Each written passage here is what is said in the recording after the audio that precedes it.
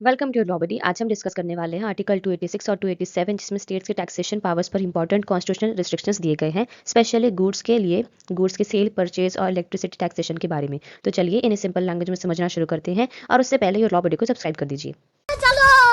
Article 286 का clause 1 कहता है कि state government outside it's boundary किसी सेल या परचेज पर टैक्स नहीं लगा सकती, और जब कोई माल इंडिया में इंपोर्ट हो रहा है या फिर इंडिया से एक्सपोर्ट हो रहा है तो उस प्रोसेस पर भी स्टेट टैक्स नहीं लगा सकती, क्योंकि इंपोर्ट और एक्सपोर्ट और इंटर टेरिटोरियल ट्रेड पूरे देश का सब्जेक्ट होता है, स्टेट का नहीं। नेक्स्ट हमारे पास है क्लॉज 2। ये कहता है कि ये डिसाइड करना कि सेल कब आउटसाइड स्टेट मानी जाएगी या फिर इंपोर्ट या फिर एक्सपोर्ट कोर्स में मानी जाएगी, ये काम पार्लियामेंट का है।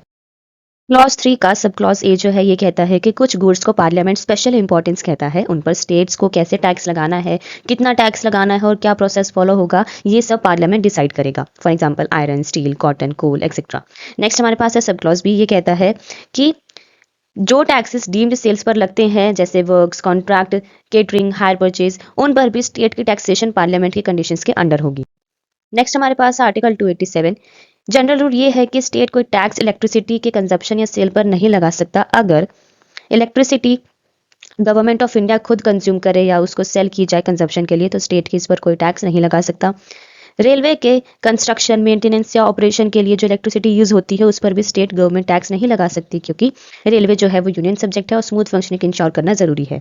नेक्स्ट हमारे पास जो है ये है कि अगर स्टेट कोई टैक्स इलेक्ट्रिसिटी के सेल पर लगाता भी है तो गवर्नमेंट ऑफ इंडिया का जो इलेक्ट्रिसिटी मिलेगी उसका प्राइस टैक्स की अमाउंट जितना कम होना चाहिए, ताकि गवर्नमेंट ऑफ इंडिया पर कोई इनडायरेक्ट टैक्स बर्डन ना आए।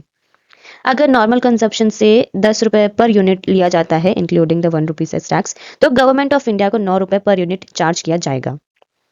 ये था simple explanation of article 286 and 287। अगर आपको वीडियो यूजफुल लगा हो तो वीडियो को लाइक करें, शेयर करें और चैनल को सब्सक्राइब करना बिल्कुल भी ना भूलें। Thank you.